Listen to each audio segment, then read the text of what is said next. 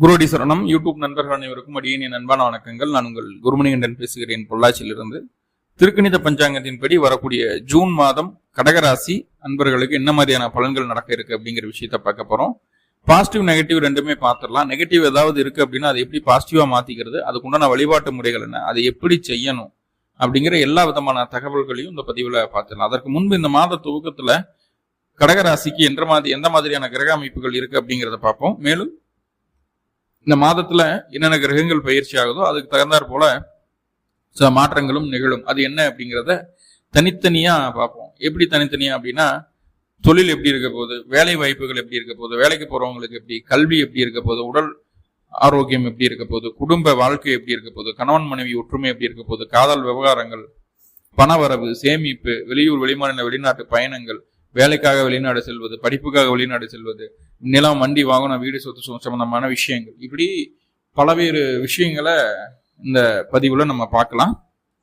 முதல்ல இந்த மாத துவக்கத்துல என்ன கிரக நிலைகள் இருக்கு அப்படின்னு சொல்லி பார்த்துட்டோம்னா, கடக ராசிக்கு 3ஆம் இடத்துல கேது பகவான், ராசிக்கு 8ஆம் இடமான அஷ்டமஸ்தானத்துல சனி பகவான், ராசிக்கு 9ஆம் இடத்துல ராகுவும் சந்திரனும் இணைவு, ராசிக்கு 10ஆம் இடத்துல செவ்வாய், ராசிக்கு 11ஆம் இடத்துல லாபஸ்தானத்துல புதன், சூரியன், சுக்கிரன், குரு ஆகிய 4 கிரகங்களினுடைய இணைவு இருக்க போகுது.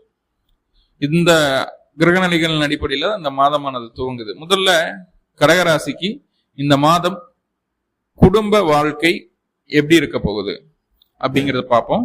பாருங்க, குடும்ப வாழ்க்கை அப்படின்னு சொன்னாவே 7ஆம் இடம், திருமண வாழ்க்கையை சொல்லக்கூடிய இடம் 7ஆம் இடம். குடும்பம் அப்படிங்கிறது 2ஆம் இடம். 7ஆம் அதிபதி 8ஆம் இடத்துல இருக்கக்கூடிய ஒரு சூழ்நிலையில தான் இந்த மாதமானது பிறகுது. இப்பதான் 8ஆம் இடத்துக்கு போனாருன்னா கடந்த 2 வருஷமாவே ஒரு 8ல தான் இருக்கிறாரு. அப்போ தேவையில்லாத வாக்குவாதங்கள் தவிர்த்துட்டு வந்தாலே குடும்பத்துக்குள்ள தேவையில்லாத பிரச்சனைகள் வராம இருக்கும் அப்படிங்கறத சொல்றோம். அப்போ வேலை சம்பந்தப்பட்ட விஷயங்களை வீட்டுக்குள்ள வந்து பேசக்கூடாது. தொழில நான் அதை பண்ணேன், இதை பண்ணேன், அப்படி இது அப்படின்னு சொல்லி வேலைக்கு சம்பந்தப்பட்ட விஷயங்களை வீட்டுல வந்து பேசக்கூடாது. வீட்டு பிரச்சனைகளை வெளியில போயும் பேசக்கூடாது.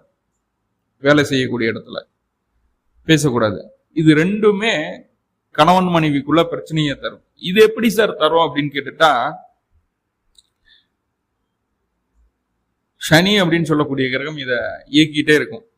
ஸோ அதனால கணவன் மனைவிக்குள்ள பிரச்சனைகளை தவிர்க்கணும்னா தேவையற்ற வாக்குவாதங்களை தவிர்த்துக்கிறதும், கருத்து வேற்றுமைகள் வரும்போது ஒருத்தராவது ஒதுங்கி நிக்கிறதும் நல்லது. முடிஞ்ச அளவுக்கு கடகராசி ஒதுங்கி நிக்கிறது நல்லது. ஏன்னா உங்களுக்கு தான் அஷ்டமச்சனி. ஆனா இத்தனை பிரச்சனைகள் நடந்து பிரிஞ்சுதான் இருக்கும் சார், எப்ப சேருவோம் அப்படின்ற மாதிரியான ஒரு கேள்விகள் எல்லாம் இருக்கும் பட்சத்துல பாருங்க, உங்க ராசிக்கு 9ஆம் அதிபதி அப்படின்னு சொல்லக்கூடிய பாக்கியாதிபதியான குரு உங்க ராசிக்கு 11ஆம் இடத்துல லாபஸ்தானத்துல அமர்ந்திருக்கிறாரு. கூடவே சூரியன் அப்படின்னு சொல்லக்கூடிய 2ஆம் அதிபதியும் கூடி நிக்குது. வரக்கூடிய ஜூன் மாசம் 15ஆம் தேதி வரைக்கும் இந்த குருவும் சூரியனும் இணைவு வரக்கூடிய ஒரு சூழ்நிலை தான் இருக்குது. மாத துவக்கத்திலே 2 பேரும் இணைஞ்சுதான் இருக்காங்க. இப்ப நல்லா புரிஞ்சுக்கோங்க, இந்த மாத துவக்கத்திலேயே கணவன் மனைவி கூட ஏதாவது பிரச்சனைகள் இருந்து பிரிவினைய அடைந்த தம்பதியர் கூட ஒண்ணு சேருவதற்குண்டான வாய்ப்புகள் இருக்குது. ஏன்னா சூரியன் 2ஆம் அதிபதி, அவர் குருவோட இணைவு பெறாரு. குரு சூரியனுடன் இணைந்து உங்க ராசிக்கு 7ஆம் இடமான கலத்திரஸ்தானத்தை பாக்குது. எப்படி நடக்கும் இந்த ஒற்றுமை ஒன்று சேருதல் அப்படின்னா, ஒரு நல்ல அனுபவம் வாய்ந்த நல்ல எண்ணம் உடைய, உங்கள் வாழ்க்கை நல்லா வரணும்னு நினைக்கக்கூடிய ஒரு நல்ல மனிதரின் மூலமாக, அவருடைய அட்வைஸின் மூலமாக மீண்டும் பிரிந்த குடும்பம் சேரக்கூடிய வாய்ப்புகள் அதிகம் உள்ளது. இப்ப கணவன் மனைவிக்குள்ள பிரச்சனைகள் இருக்கு, அது நிவர்த்தி ஆகும், மறுபடியும் ஒண்ணு சேர்ந்துக்கலாம் அப்படிங்கிற விஷயத்த சொல்லுது.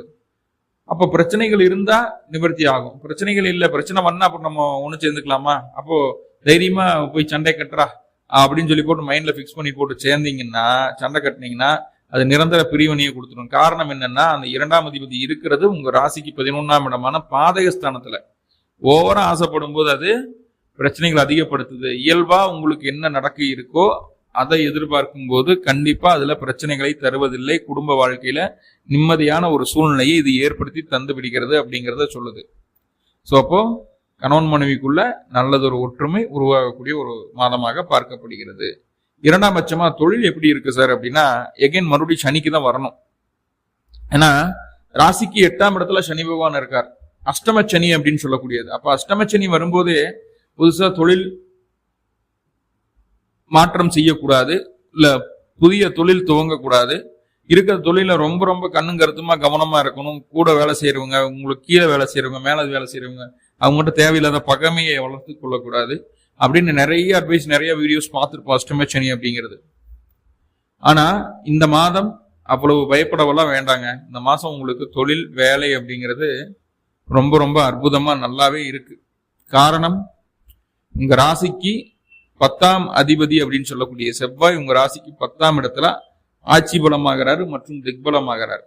பாருங்க, எந்த ஒரு கடக ராசியோ அல்லது கடக லக்னமோ, நீங்க கடக ராசியில பிறந்திருந்தாலும் நீங்க கடக லக்னத்துல பிறந்திருந்தாலும் உங்க ராசிக்கு 10ஆம் இடத்துல செவ்வாய், மேஷத்துல செவ்வாய் வரும்போது அற்புதமான ஒரு காலகட்டமா தான் அது இருக்கு. அதுல என்ன காரணம் அப்படின்னா, செவ்வாய் அங்க திக்பலம் அடைகிறாருங்க. இருக்கிறதுலயே most powerful of the position அப்படின்னா அது திக்பலம் தான் சொல்லுவேன். ஒரு கிரகம் நிற்கக்கூடிய பாவம் தான் திக்பலம் அடையக்கூடிய பாவமாக இருந்தால் அந்த கிரகம் நல்லாவே வேலை செய்யும். அதன் அடிப்படையில் பார்க்கும்போது உங்களுடைய 10ஆம் அதிபதி 10ஆம் இடத்துல திக்பலம் அடையக்கூடிய ஒரு சூழல். எதை பத்தியும் கவலைப்பட வேண்டாங்க. வேலை அஷ்டமச்சனியா எதுனாலும் சரி, எவ்வளவு பிரச்சனைகள் தொழில வந்தாலும் சரி, கெட்டிகாரத்தனமா அத்தனையும் சமாளிச்சு உங்களுடைய சுய சிந்தனைய, உங்களுடைய இது நாள் வரைக்கும் கிடைத்த அனுபவத்தை மிகச் சரியாக பயன்படுத்தி அந்த பிரச்சனைகளை ஷார்ட் அவுட் பண்ணாம நகர மாட்டீங்க இந்த மாசம். ஏன்னா இந்த மாசம் ஃபுல்லா செவ்வாய் அங்கதான் இருக்க போறாரு. தொழில்ல உங்களை அடிச்சுக்கிறதுக்கு ஆள் இல்லை அப்படிங்கிற அளவுக்கு உங்களுடைய திறமைய ப்ரூவ் பண்ணிட்டு தான் போவீங்க இந்த மாசம். எந்த ஒரு காரியம் தொட்டாலும் பிரச்சனைகளாவே இருக்கு அப்படின்னு நினைச்சிட்டு இருக்கிற கடகராசி இந்த மாசம் எந்த ஒரு காரியம் தொட்டாலும் சக்சஸ்ஃபுல்லா முடிச்சுட்டேன் அப்படின்னு சொல்லி மனசார வாயார சொல்லுவீங்க. அப்படி ஒரு சூழல் 10ஆம் இடத்துல செவ்வாய் இருக்கக்கூடிய ஒரு அமைப்பு ஏற்படுத்துது. அதுக்காக புதுசா சுயதொழில் ஆரம்பிக்கலாமா? இந்த 1.5 மாதம் செவ்வாய் இருப்பாருங்க. அது அந்த டைம்ல சுயதொழில் ஆரம்பிக்கலாமா, நல்லா போகுமானா பாருங்க, அது லாங் டைம் ப்ராசஸ் சுயதொழில் அப்படிங்கிறது. என்ன இருந்தாலும் 8ஆம் இடத்துல சனி இருந்து உங்களை தடுப்பாரு. செவ்வாய் பயிற்சி ஆனதுக்கு அப்புறம் என்ன பண்ண முடியும் உங்களால? சனி 8ல தானே இருக்கிறாரு. ஆனா அப்போ இந்த மாதம் உங்களுக்கு தொழில் நல்லா இருக்குது. புதுசா ஏதாவது சின்னதா இன்வெஸ்ட்மெண்ட், சின்ன அரேஞ்ச்மெண்ட்ஸ், இல்ல தொழில் இது வரைக்கும் ஏதாவது வெயிட் பண்ணிட்டு இருந்து ஏதாவது பண்ணணும்னு நினைச்சிட்டு இருக்கீங்க, அஷ்டமச்சனிக்காக வெயிட் பண்ணிட்டு இருக்கீங்கன்னா, சின்ன சேஞ்சஸ் தான், அது இப்பவே பண்ணலாமா அப்படின்னு கேட்டு இருக்கிறீங்கன்னா, கண்டிப்பா இந்த காலகட்டம் வரக்கூடிய 1.5 மாசம் ஜூன் 1ஆம் தேதியிலிருந்து ஜூலை 16 வரைக்கும் நீங்க பண்ணலாம் தாராளமா. அதுல எந்த காம்ப்ரமைஸும் கிடையாது. அதுல வெற்றி அப்படிங்கிறது உண்டு உண்டு உண்டு உண்டு, பாதிப்பு கிடையாது.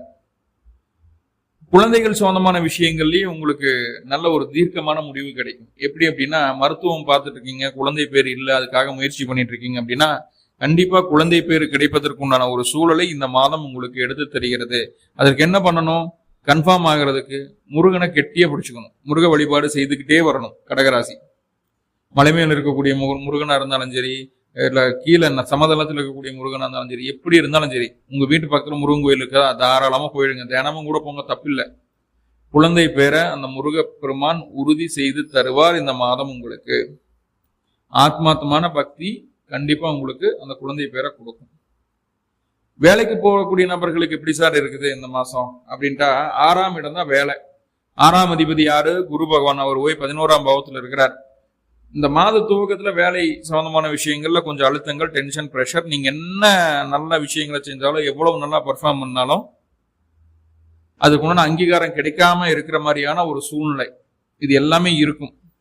ஆனா இந்த மாதம் பிற்பகுதியில் உங்களுடைய வேலையில் நல்லதொரு முன்னேற்றம் தென்படும்.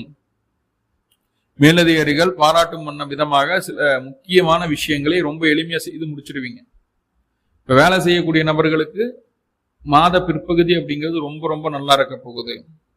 அதுல எந்த மாற்றமும் இல்லை. மாத பிற்பகுதியில தான் நல்லா இருக்க போகுது. முதல் 10 நாட்களுக்கு சற்று கவனமாகவே இருக்க வேண்டிய ஒரு சூழ்நிலை உங்களுக்கு உண்டு அப்படிங்கறத தெளிவா புரிஞ்சுக்கோங்க. அடுத்ததா கல்வி நிலைகள் எப்படி இருக்க போகுது? 2ஆம் அதிபதி சூரியன் ராசிக்கு 11ஆம் இடத்துல லாபஸ்தானத்துல. அப்ப அடிப்படை ஒரு 10th வரைக்கும் படிச்சிருக்கக்கூடிய குழந்தைகள் எக்ஸ்ட்ராவா ஏதாவது லேர்ன் பண்ணணும், பிடிக்கணும் அப்படின்ட்டு இருந்தா அதுக்குண்டான முயற்சிகள் எடுக்கலாம். தாராளமா அது உங்களுக்கு சக்சஸ்ஃபுல்லான ஒரு ரிசல்ட்டை கொடுக்கும். அதுல மாற்றமில்லை. இந்த மாசம் முதல் 15 நாட்கள் முழுமையாக சப்போர்ட் செய்யுது. அதுக்கப்புறம் ஜூன் மாசம் 15ஆம் தேதிக்கு மேல படிப்புக்காக சில விரய செலவுகளை செய்ய வேண்டிய ஒரு சூழ்நிலை உண்டு. விரய செலவுன்னு சொல்ல முடியாது, படிப்புக்காக தேவையான பொருட்களை வாங்கி செலவு செய்யறது அப்படிங்கிறது ரொம்ப ரொம்ப முக்கியமான விஷயம். அப்போ தேவை அறிந்து செலவு செய்ய வேண்டிய ஒரு சூழல் உண்டு.